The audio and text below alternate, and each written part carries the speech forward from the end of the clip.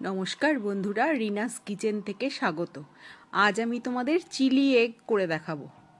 তোমরা chilli chicken খেয়েছো, chilli fish খেয়েছো, চিলি এগ খেয়েছো কিনা জানি না, তো আমি মাঝে সাঝে চিলি এগ বানিয়ে থাকি। তার জন্য আমি 4টে ডিম সেদ্ধ করে নিয়েছিলাম অফ ক্যামেরায়। ডিমগুলো সেদ্ধ করা তোমাদের দেখাইনি। এবার 4টে ডিম আমি চাকু দিয়ে দুভাগ করে কেটে নিচ্ছি। ঠিক যেভাবে চিকেন পকোড়া বানানো হয় ঠিক সেইভাবে আমি ডিমগুলোকেও চিকেন পকোড়ার মতো করে ভেজে নেব।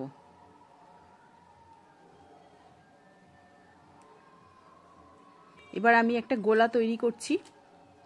কর্নফ্লাওয়ার দিলাম 2 চামচ মতো, গোলমরিচের গুঁড়ো দিলাম আর পরিমাণ মতো নুন দিলাম, দিয়ে একটু জল দিয়ে একটা গোলা তৈরি করে নেব। ওটার মধ্যে চুবিয়ে আমি ডিমটা ভাজবো। অল্প জল দিতে হবে, আমার একটু জলটা বেশি হয়ে গেছিলো, আমাকে আর একটু কর্নফ্লাওয়ার দিতে হয়েছে।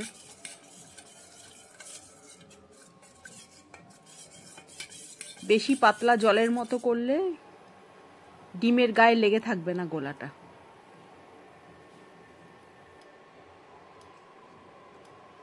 এবার আমি পরিমাণ মতো সাদা তেল দিয়ে দিলাম কড়াইতে। এবার এই গোলার মধ্যে চুবিয়ে দিয়ে ভেজে নেব ডিমগুলো। কোনো হলুদ টলুদ দেওয়ার দরকার নেই।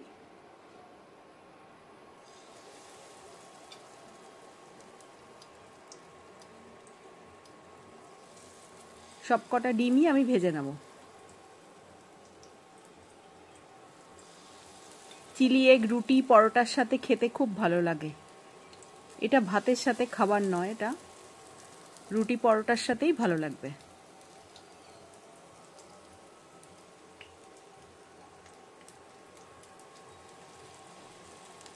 সবকটাই আমি একসঙ্গেই ভেজে নেব। খুব কড়া করে ভাজার দরকার নেই।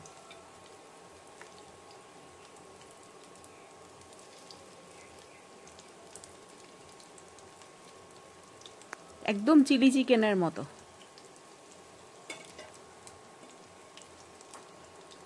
টেস্টটাও চিলি চিকেনের মতো হয়।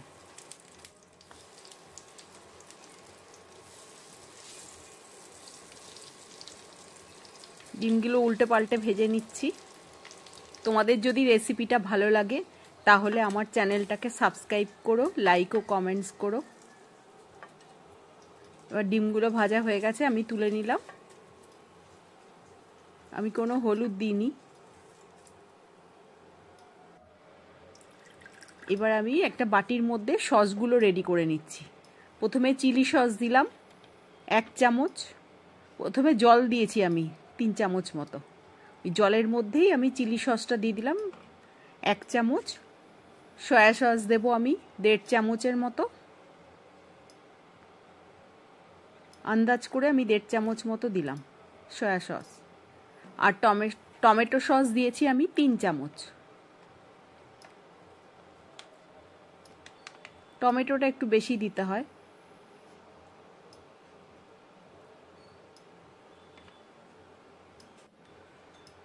এবার চামচ দিয়ে গুলে আমি রেডি করে নিচ্ছি সসটাকে। এই রান্নায় তো মশলা লাগে না, খুব তাড়াতাড়ি রান্না হয়ে যায়।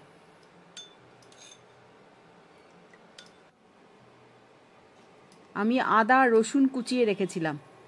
এবার কড়াইতে সাদা তেল আরেকটু দিলাম, দিয়ে তার মধ্যে আদা রসুনের কুচিটা দিয়ে দিলাম। আদা রসুন আর পেঁয়াজ কুচি ছোট ছোট করে কুচিয়ে রেখেছিলাম। পেঁয়াজ 2খানা, সেই 2টো পেঁয়াজও দিয়ে দিলাম। আর 4-5টা রসুন আর 1 ইঞ্চি মতো আদা, ওটা কুচিয়ে রেখেছিলাম। এবার এটা ভাজা হলে, একটু ভাজা গন্ধ বেরোলে আমি এবারে স্কোয়ার স্কোয়ার করে আমি পেঁয়াজ, ক্যাপসিকাম আর টমেটো কেটে রেখেছিলাম সেগুলো দিয়ে দেবো।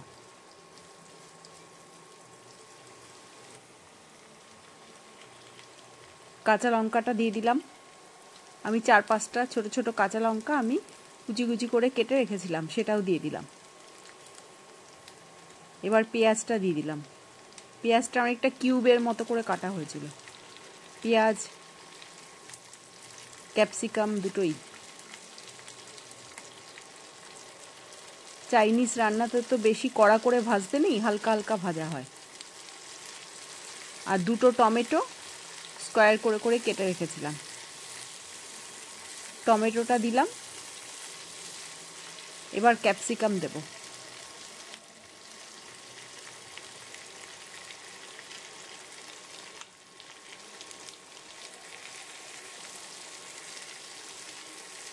এটা দিয়েও এবার একটু ভেজে নিতে হবে। 3-4 মিনিট আমি ভেজে নিয়েছিলাম। পেঁয়াজটার একটা কাঁচা গন্ধ থাকে, সেটা চলে যাবে।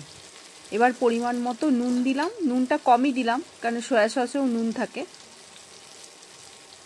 আর চিনি দিলাম একটা বড় চামচের 1 চামচ মতো। চিলি এগে একটু ডিম দিতে হয়। এবার সসটা দিয়ে দিলাম, যে তিন রকম মিশিয়ে করে রেখেছিলাম সসটা, ওটা দিয়ে দিলাম। এইবার একটা বাটিতে কর্নফ্লাওয়ার গুলে এর মধ্যে ঢেলে দেবো, তাহলে ঝোলটা একটু ঠিক হবে।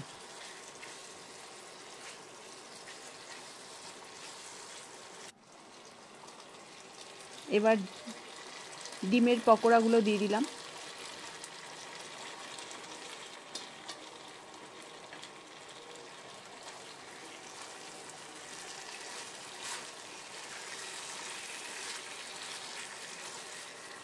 এবার জল ঢেলে 2-3 মিনিট ফুটিয়ে নিলেই আমার রান্নাটা রেডি হয়ে যাবে।